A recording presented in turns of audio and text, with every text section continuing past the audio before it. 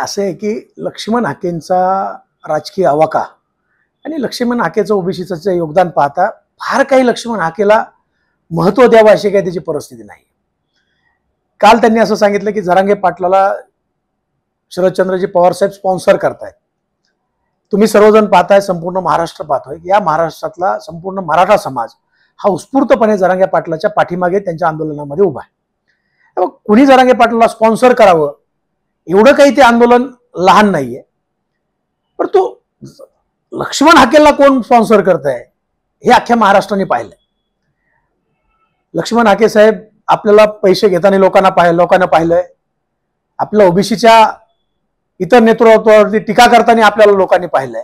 त्यामुळे लक्ष्मण हाकेंनी पवार साहेबांवरती टीका करणं हे सूर्याकडे पाहून थुंकण्यासारखं आहे आणि हा उद्योग लक्ष्मण हाकेंनी करू नये अशी माझी त्यांना विनंती आहे.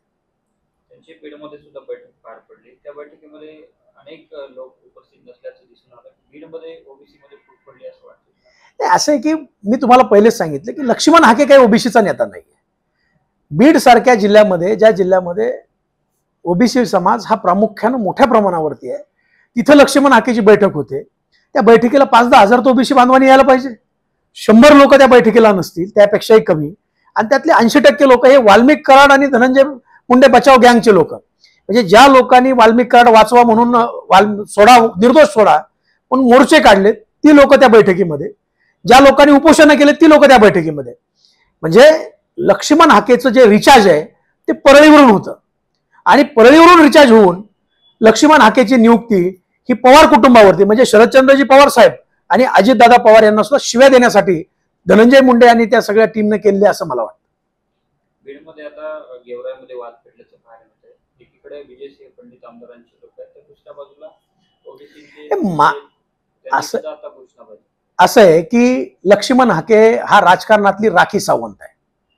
ते राखी सावंतच्या पलीकडे आता कुणीतरी ते एक हे आली आहे, वेगवेगळे ड्रेस घालणारी मुलगी, काय नाव तिचं, उर्फी जावेद.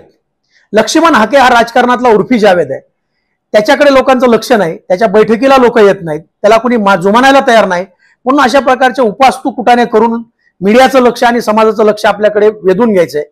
खरं तर मी विजयसिंह पंडित साहेबांना विनंती करणार आहे आपल्या माध्यमातून की प्रत्येक भुकणाऱ्या कुत्र्याला आपण जर दगड मारत बसलो तर हे काही योग्य होणार नाही. काही कुत्री ही फक्त भुकतात, त्यांना आपण सोडून दिलं पाहिजे. आणि लक्ष्मण हाकेने असे उपास्तू उद्योग करू नये. मराठा ओबीसी मध्ये वाद लावायचे उद्योग लक्ष्मण हाकेने करू नये.